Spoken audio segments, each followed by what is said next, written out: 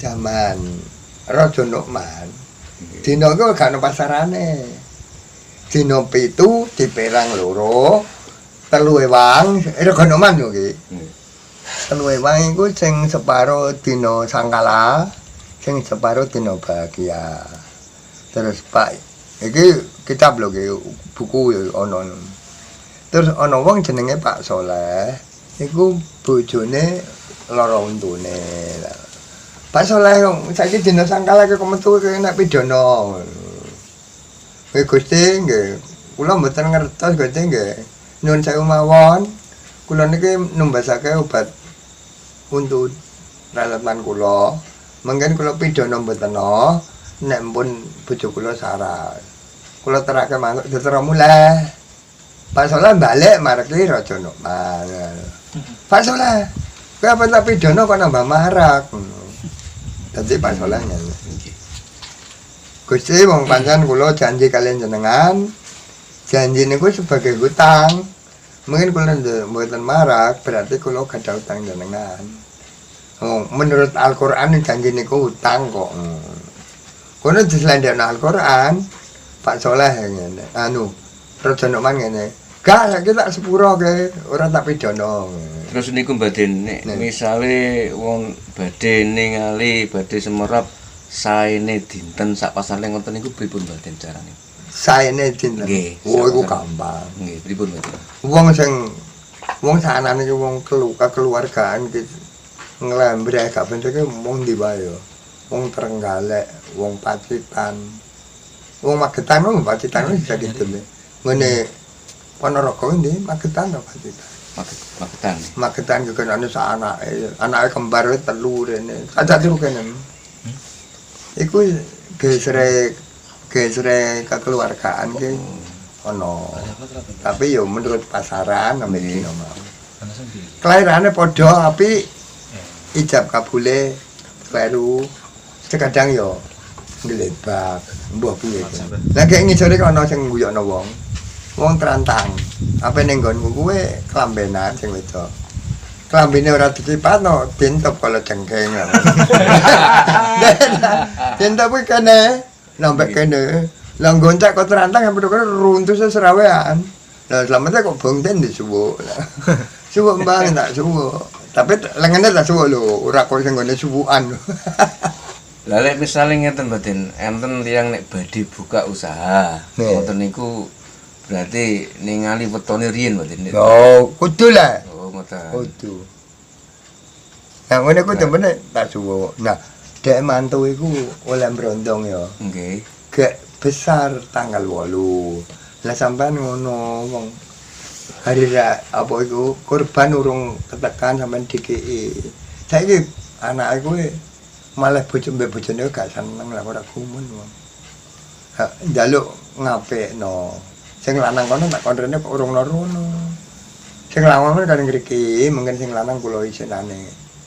Umek-umek kajenge ditanggap ning reka tanggap. Ora tanggap sing beca malahan kok. Oh. Lan taro ya wis kena lah urung kena kok. Wis kena kok ora tanggap. Omongan nang ngene. Kae nek saiki taro ya wis kena. Sampun to kok. Lah iya. Kok iso ora tanggap aku ya gumun lah. Gumunku ning ngono lho kok iso ora tanggap. Dadi tak kaene. Sing lanang mawon kan ngriki kula umum-umume mungkin kersane tanggap. Ndak mengerti sangkan parane dumadi. Ndak mengerti sebelum dan sesudahnya. Ndak mengerti wijile manusa. Lah ora wijile manusa yo biasa. Aman. Wong manusa kuwi dikek minus ora rumangsa. Oleh sapa minus kok sing nggo dhewek kuwi. Sangkan paraning dumadi nggih. Sangkan paran tekane barang dumadi. Nggih. Harus mengerti kan. Enggak ada. Jadi orang itu terhadap orang itu harus mengerti situasi dan kondisi. Nggih. Harus mengerti sebelum dan sesudahnya. Harus mengerti sangkan paran dumadi. Tapi orang tidak mengerti terhadap yang saya bawa. Satu pun tidak ada yang mengerti terhadap Yang mengerti itu dari mau Bogor Jakarta dan Magelang itu tak badai tok-tok tak badai kabeh. Dia bisa menangkap. Nah, orang mengerti itu semua dengar, makanya berjalan tansah hati-hati setiti ini jangan ngerti. Beda karo wong pintar. Wong pintar wae ndok pendek terus keminter kok. Pemimpin tapi keminter. Diputar-putar gitu loh. Nggih. Paham? Wong pinter kok ngadepi wong ngerti ya, wong ngerti nisa halu Anda. Lah apa? Ngalah kok nggih. Ngalah wong nisa. Apa hasilnya wong ngalah wong? Nggih. Jadi akhirnya wong bener ketenger, Nggih. wong ngolo ya ketara lho. Hmm. Sampe kurang paham. Wong pinter kok ngadepi wong ngerti. Mengos dae ora gelem. Akale kok akeh ngono mergo dae pinter. Nggih. Nah, kalau orang ngerti menghadap orang pinter, nisa daripada berkawan gitu. Ya, akhirnya onde-onde dibuntal wijan, baturan kowe halo ijan. Paham tuh dah? Dono sanjak nang ngono akhirnya. Wong kudu ngerti bapak. Ngunjuk riyen, Kong. Nah, Ngunjuk riyen. nah iya lah ngono wae kok. Omong wae lagi. Ngombene cowak kok. Cowak apa? Wong bento cuwawak. Jare jento tapi jadi pelawak lho. Ndak. Nate ngunjuk nggih. Nen. Nate ngunjuk toa. Cowak biasa lah. Biasa kok nggih. Biasa tapi saya kita kemarin baru mendem. Aku baru mendem cowak. Zaman orang kendaraan. Aku mek telon ning gone sumber merak-urak yo. Nggih. Aku ngombe towak ki entek 2 gelas. Tak apa iku? Tak wae karo oke lho. Karo lagi. Lah aku munggo saiki men ora mati ora montok. Aku leren adus ning ngene. Ono tuwiri. Nggih. Sebedaku tak gelejrene ono telane tak rengkek wae. Awakku tak kom ning ngene tuwiri. Aku ora pengamasane wong mendem. Bareng mari aku lagi mulai. Kok munggo aku mlaku, nggawa sepeda ono isine telane rengkek. Mati aku mungkin eyong mereka disubur motor kongguli. Nek bar tak nyatane. Oke. Mendem to wae. Nek tuwiri kan ngalor tok bare bangle iki lho. Ana dalan protelon tok bare bangle. Nggih. Kuwi ana warung ning ngene. Kidulen dalan. Mampir ngombe kok nggih. Mampir ngombe. Anggitku. Jadi wong pakanan apa wae nek mendem ya haram. Dong ini dombe kok mendem ya haram lah. Nggih. Mana ada makanan mengandung alkohol ya lambah haram. Angel. Mangan apa wae nek sampai mendem haram ya. Tapi nginum kopi nih Ya. sampe mendem nggih karam Ya, iku, haram. nggih. Terus niku Kong.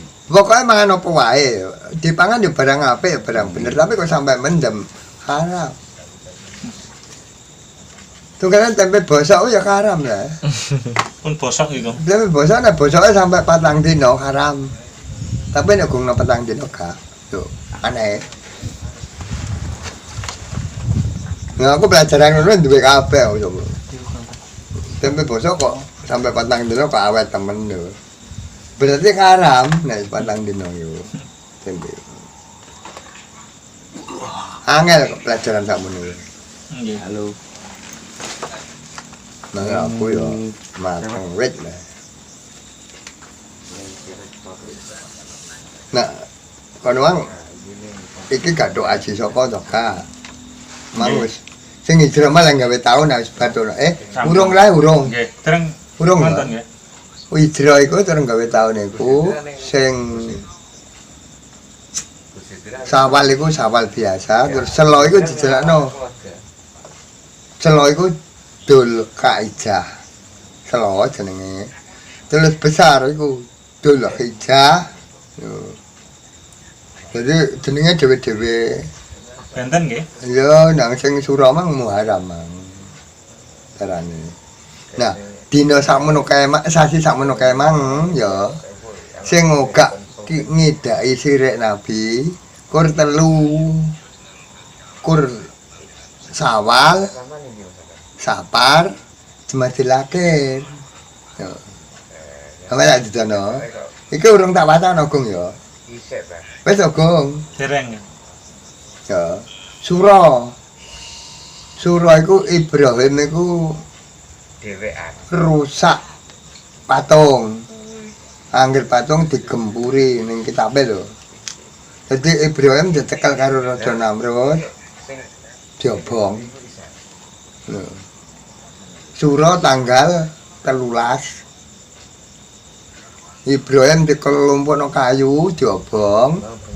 Tapi Ibrahim ora beku. Ora wedi.